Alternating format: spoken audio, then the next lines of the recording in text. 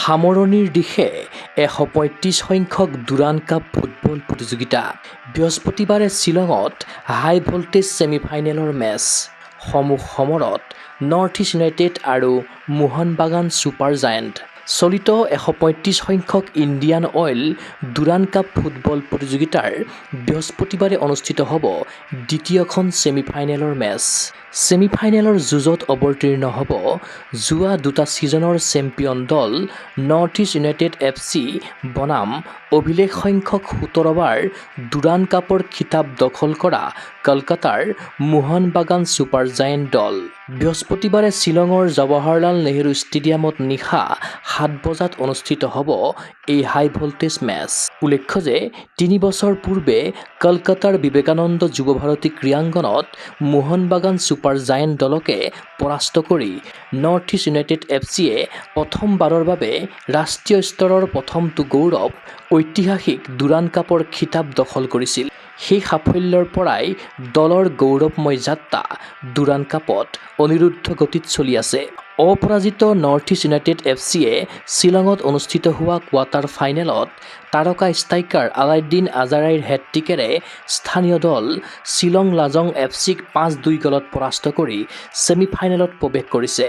ক্ৰমাগত চতুৰ্থবাৰ ঐতিহাসিক দুৰাণ কাপৰ ছেমিফাইনেল খেলিব লগা নৰ্থ ইষ্ট ইউনাইটেডে প্ৰতিযোগিতাৰ খিতাপ জয়ৰ হেট্ৰিক অৰ্জনৰ লক্ষ্য পূৰণ কৰিবলৈ আৰু দুখন মেচত প্ৰয়োজন হ'ব জয়ৰ। মেচৰ পূৰ্বে বুধবাৰে সংবাদমেলত নৰ্থ ইষ্ট ইউনাইটেডৰ মুখ্য প্ৰশিক্ষক জোৱান পেড্ৰ' বেনালীয়ে কয়, মেচ আমাৰ বাবে অতি গুৰুত্বপূৰ্ণ। একে কথা মোহন বাগানৰ বাবেও। প্ৰত্যাশিত ফল পোৱাটো দুয়োটা দলৰ বাবে সহজ নহ'ব। আমি এনে এটা প্ৰতিদ্বন্দ্বী লাভ কৰিছোঁ য'ত তেওঁলোকৰ ঘৰুৱা প্ৰায় সকলো খেলুৱৈয়ে ৰাষ্ট্ৰীয় দলৰ নিয়মীয়া খেলুৱৈ, অতি প্ৰতিভাৱান বিদেশী খেলুৱৈ আৰু এজন সুদক্ষ প্ৰশিক্ষকৰ অধীনত দলটো আগবাঢ়িছে। উল্লেখ্য যে নৰ্থ ইষ্ট ইউনাইটেড FCৰ সফলতা নিৰ্ভৰ কৰিব আজাৰে কৰা প্ৰদৰ্শনৰ ওপৰত।